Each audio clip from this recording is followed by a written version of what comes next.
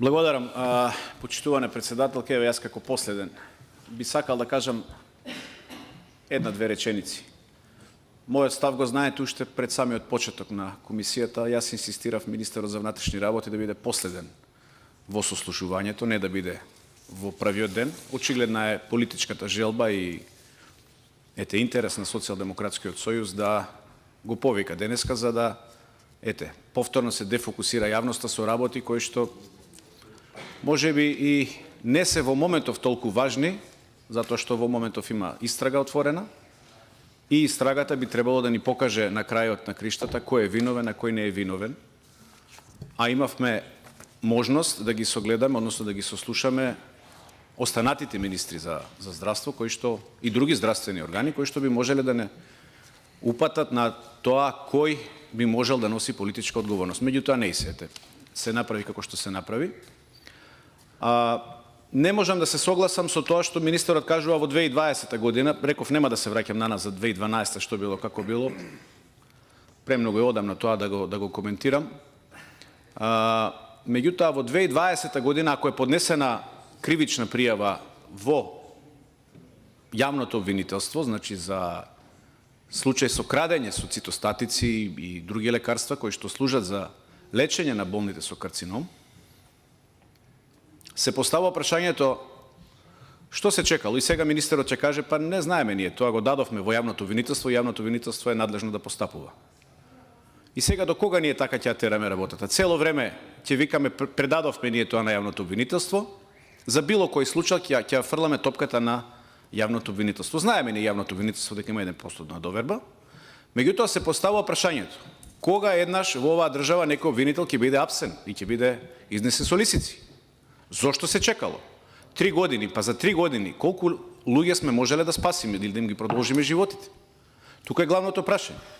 Затоа што можеби на прв поглед не личи дека кражба на цитостатици, за некој можеби и тоа работа која што во моментов не го пали црвениот аларм. Меѓутоа за тие што се болни и за нивните семејства многу добро знаат што значи. И требало веднаш да се реагира. Нема постапување од страна на јавниот обвинител, извинете јавен обвинител, ќе дојдете и вие ќе одговарате. И ќе ви изнесеме со лисици на раце да видите како се постапува во оваа држава. Не можете да се играте со здравјето на луѓето. Зошто? Па можеби и тој обвинител е дел од ланецот. Станува збор за организиран криминал, нели така? Не станува збор за едно ставање на една ампула во джеп и изнесување надвор. Значи станува збор за една политичка корупција, за еден криминал кој што е правен со години наназад. И мислам дека ако на овој начин продолжиме сега да го прикажуваме поразот како победа, сме успеале, сме влегле во 2023 сме поднеле кривична пријава и со тоа сме го затвориле случајот, односно сме се исчистиле од нас, мислам дека правиме голема грешка, односно правите голема грешка. Јас ќе го искажам моето мислење. Мислам дека за оваа работа вие многу порано сте знаеле како Министерство за внатрешни работи, затоа што имаше објавување, реков и во првото моје излагање, надписи со конкретни работи. Вие сте знаеле, меѓутоа сте чекале. Сте чекале погоден момент кога да ја сензибилизирате јавноста.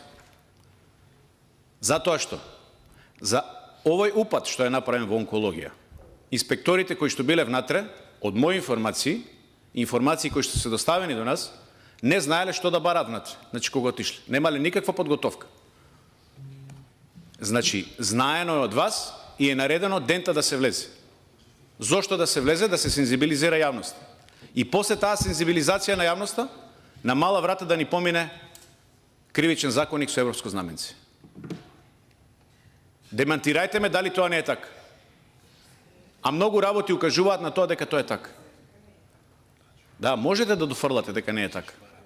Можете, сега вие ќе викате така, ој не е така, јас ќе викам така е. Погледнете ги процесите, ќе видите дека е така. Ако некој знаел 20-та година и ако знаел од 22 година излегуваат надписите и во Фокус, и во Вечер и така натаму, ноември месец 22 година се, конкретни работи. Чекаме цела година, односно 9 месеци за да поднесеме кривична пријава. Па мислам дека е несериозно.